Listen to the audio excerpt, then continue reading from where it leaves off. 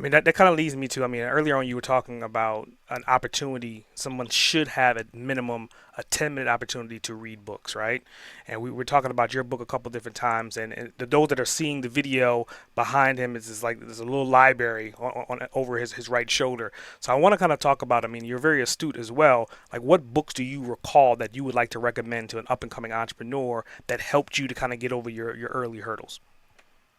They're probably, if you don't mind me turning around, they're probably Yeah. all on the shelf behind me. Some really good ones.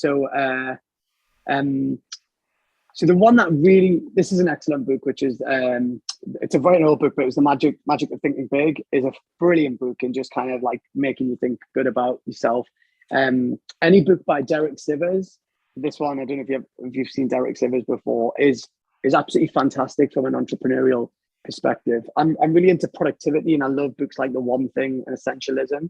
They really help me very much on kind of my journey. Mhm. So the majority of the stuff that I resonate with are a mix of kind of self-development, improvements type books, and kind of quasi business and marketing books is where I kind of generally focus my time. I'm reading a really good book, quite a famous book, Let's Talk About Race.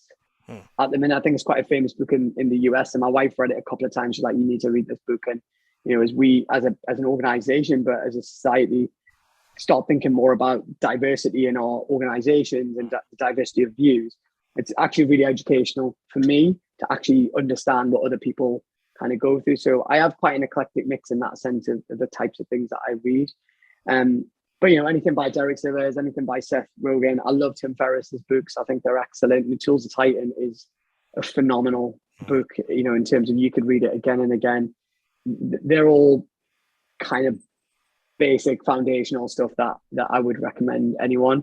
I'd also I'm a big podcast listener. So like when I'm running or working out or driving or commuting anywhere, I'm always listening to podcasts. I think it's the easiest, most convenient way to learn is the way I look at it. So, I listen to, again, the Tim Ferriss podcast, Michael Hyatt's podcast, obviously your podcast.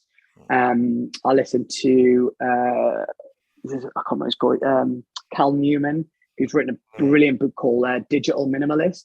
I don't know if you've read it. It is a fantastic book called Digital Minimalist and deep work. He's amazing.